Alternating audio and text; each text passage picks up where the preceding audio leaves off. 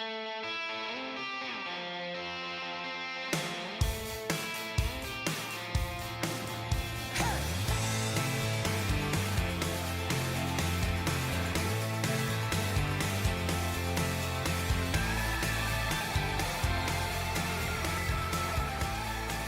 Steve Wiggins, and this is the Groundworks Ministries podcast.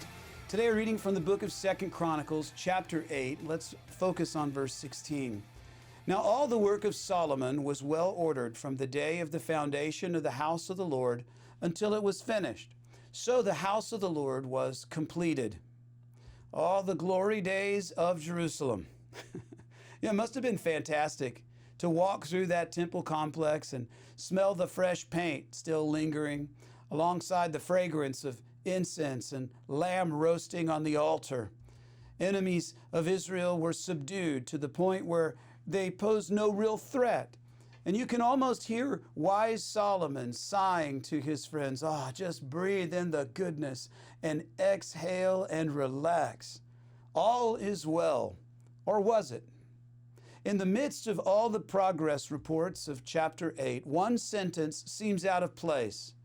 2 Chronicles chapter 8, verse 11. Now Solomon brought the daughter of Pharaoh up from the city of David to the house that he had built for her. For he said, My wife shall not dwell in the house of King David of Israel, because the places to which the ark of the Lord has come are holy.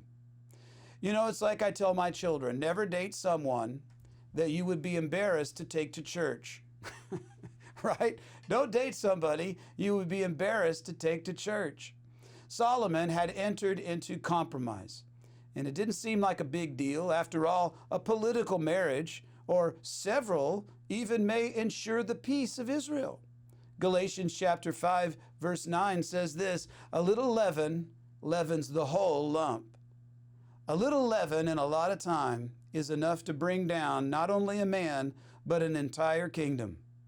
And while I don't want our current government teaching my children the Bible, it is safe to say that God does not want to be separate from any aspect of life. That is, the church and the state should be as one. And when we disregard God, we eventually disengage from God, which leads to discouragement whenever God is around, so that we eventually disenfranchise from God.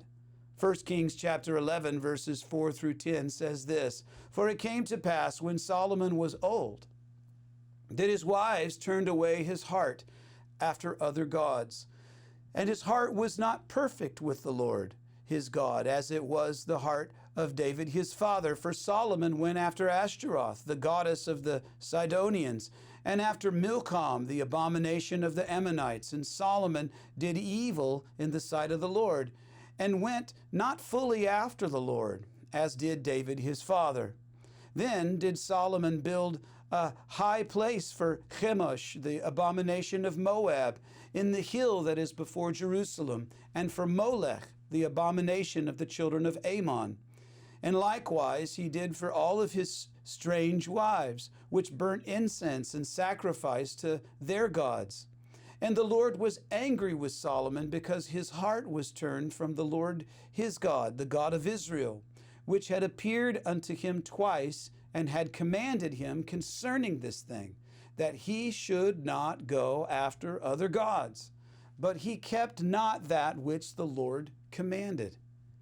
A nation may be God-originated, but once it becomes man-centered, it always ends up God-forsaken.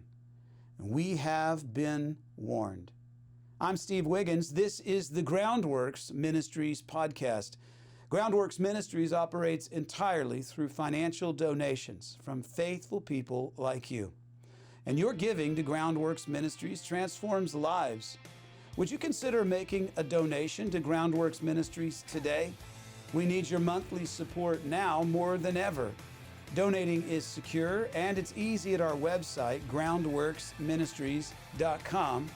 And another way to help is to tell people about Groundworks Ministries. Share these podcasts with your friends and family and on your social media. And of course, you can always direct folks to our website groundworksministries.com.